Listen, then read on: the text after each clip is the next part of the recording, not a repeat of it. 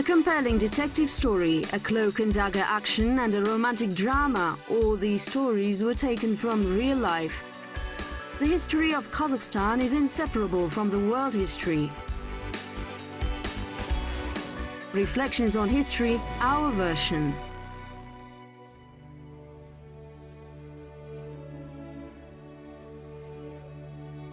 From the steppe with love. Start drawing a line with a pencil from the edge of the paper and draw it all the way to the other edge. After that, write sky above the line and land beneath it. This picture will show you the sights of the Trans-Ural steppe. He sent such funny drawings to his friends. This personality was incredibly talented, and his life story was surprising. He was the first author whose stories about Kazakh life were published in European magazines. He is called the first Turkologist and a founder of the Kazakh State Museum. Dal was a founder of the museum. We have some exhibits which have been here for over 100 years. They belonged to the Orenburg Museum previously. He was a man of Danish descent who became known as the author of the first Russian explanatory dictionary. He was a naval officer who couldn't overcome seasickness. Although he was a polyglot speaking 12 languages, he couldn't speak Danish, his known native language. We will present unknown details about Vladimir Dal in the steppe.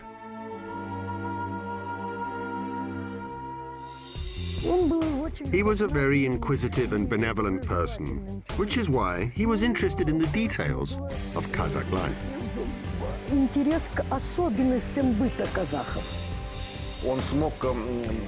He noticed the subtleties and varieties of customs and traditions and understood how they were followed.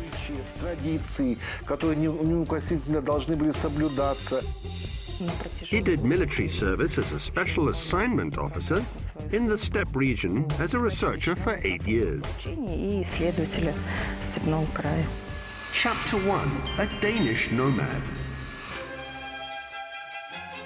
A Kazakh who I made friends with wanted to help me and asked me to take his camel.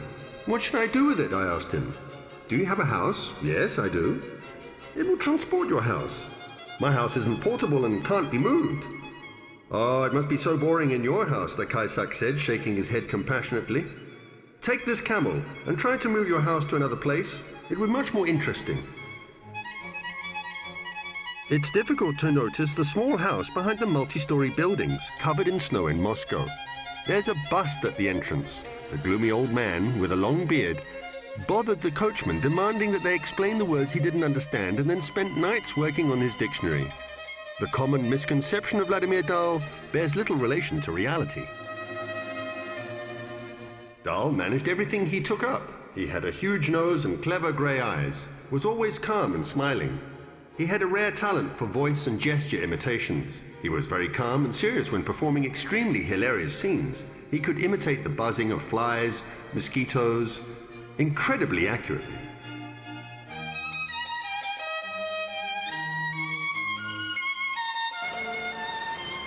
The talented comedian arrived in Orenburg after his marriage, when he was a bit over 30. He was sociable, witty, could sing very well, and played musical instruments. It's said that he even mastered playing the dombra. This person was really interested in everything. Being a skilled carver, he made figurines from glass. He was literally a jack of all trades. Dal had a unique talent for carrying out operations using his right and left hands at the same level. Well, it's better to say he did it brilliantly.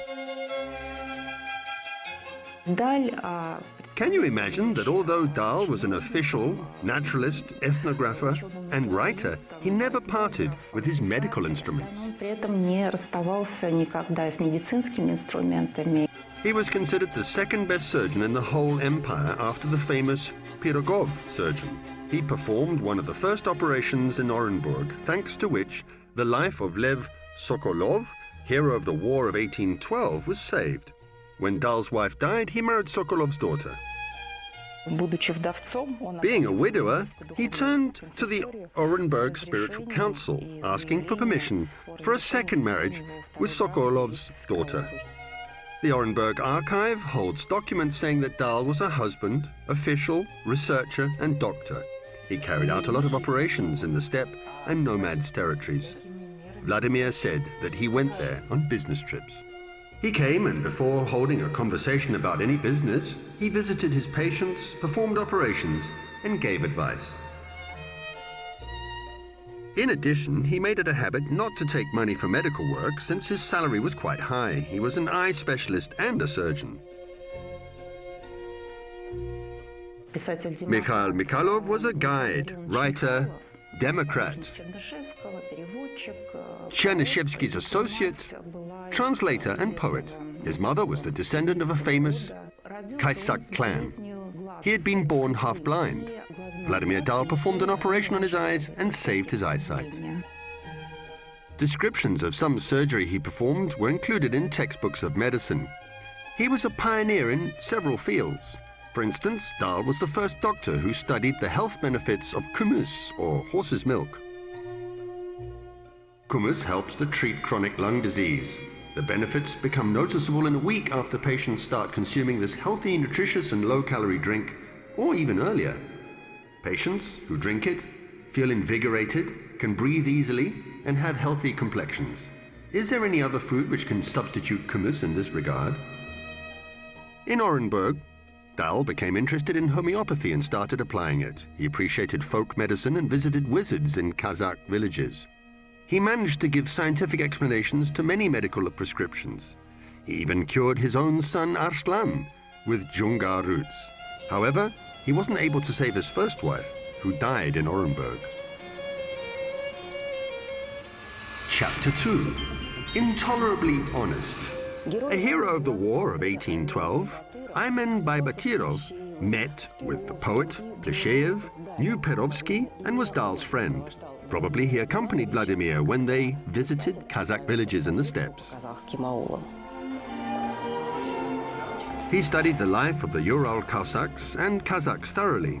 Luckily, his official duties and his own interests coincided, which is why he often used his official position. For example, he did this to conduct literary experiments. He described his official duties thoroughly. He continued building his literary career in Orenburg. After he left Orenburg, he wrote less. Actually, he became a famous writer thanks to the works he wrote in Orenburg.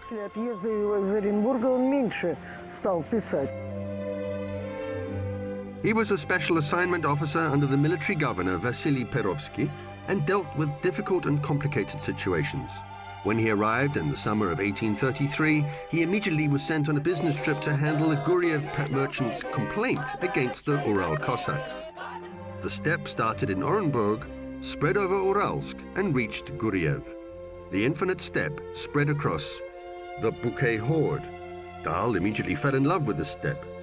This land is a mixture of the unusual, strange, and diverse. It's certain that Dal was a classical scholar who thoroughly understood the inner life and especially the situation of the Kazakh society.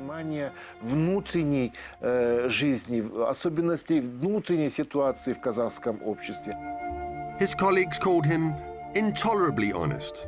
He didn't take bribes and was devoted to performing his professional duties zealously.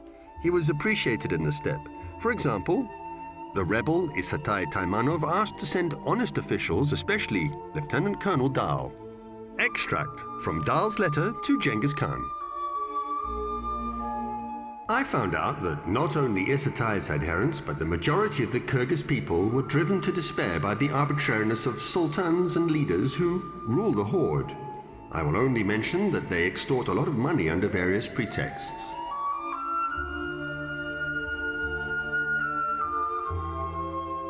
He met with Makhambet Utamisov and Isatai Taimanov. By the end of the first year, he'd been able to speak Bashkir, Tatar, and Kazakh fluently. A local mullah was his teacher. Lev Vasily Arslan was the triple name he gave his son. When a pastor remarked that it was strange to baptize using such a name, Dal joked that in this case, he'd have to go to the mullah. Сказал, что вот придется тогда к мулле идти. Most often, Dal visited the Bukay horde where he was Jahangir Khan's guest. However, the majority of his trips and aims have remained unknown. The special assignment officer had special assignments, and his destination was rarely mentioned. I'm living in nomad territory again. It's so beautiful here and I don't want to leave. There are mountains and forests, and having walked only 100 steps, you can see a different scenery. He traveled more often than staying at home. We stopped at Kazakh Khans who had 17 wives, 35 daughters and 4 sons. Although the Khan's name was not mentioned, most likely it was Nur Ali.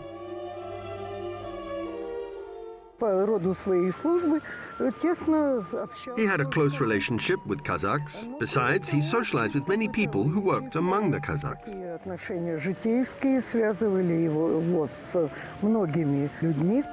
Chapter 3.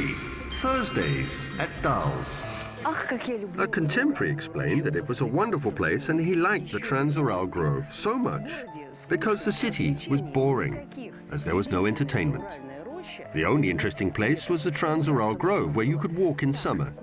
Everybody said that it was so dull that people took up scientific research to relieve the boredom.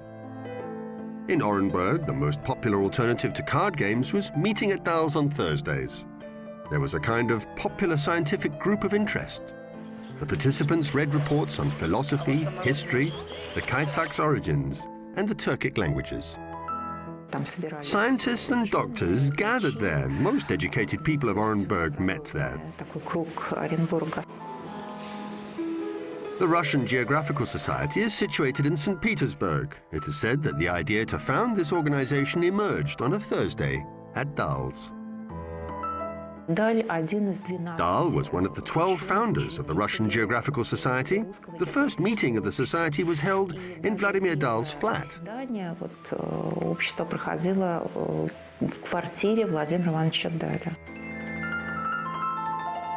Incidentally, the history of foreign intelligence services was closely connected with the Geographical Society. Although nothing is mentioned about Dal's role in this area, it is known that when Dal was correcting the map of the Kazakh steppes, drawn by Zimmermann, he insisted on not changing the Kazakh names. When drawing a map of Serbia, nobody will come up with the idea to change the names of places, rivers and cities into the Russian manner, Vladimir said. His activity played a significant part in not only Russian Oriental studies, but in European Oriental studies as well. Information about Central Asia became available in the late 19th century.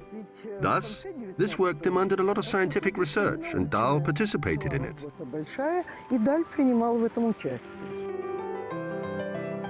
At that time, a lot of scientists thought that the Kazakh language was a dialect of Turkish or Tatar.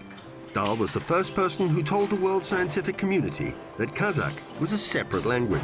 He was very interested in Oriental studies and bought the famous manuscript, Genealogy of the Turks by Abu al-Ghazi Bahadur, from the residents of Bukhara.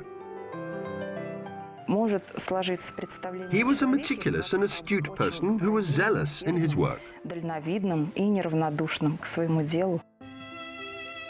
He was among the organizers of the expedition to the Aral Sea and headed the construction of 2 large boats. He was a naval officer after all. However, the expedition was undertaken after Dal left Orenburg.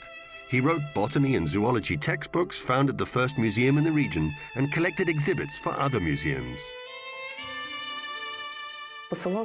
He sent pelts of unknown animals to the scientific community at that time to St. Petersburg, where stuffed animals were made. In particular, he sent the pelt of a very strange beast which, according to the quotation, could not be considered a bull, or donkey, or horse, or wolf, and they made a conclusion that it was some strange creature, the product of windy nature's game. In 1838, the Academy of Sciences appreciated Dal's contribution to natural science and elected him as a corresponding member. Dal didn't leave the favor unanswered and sent an example of a live sheep from the Kyrgyz steppe as a present to the Academy. Epilogue, a burnt memory. In 1841, Vladimir Dal moved back to St. Petersburg. Although he intended to write a lot about Kazakh steppes, he couldn't fulfill his aim. He was presented with an ultimatum and had to choose either writing or service. He chose the latter.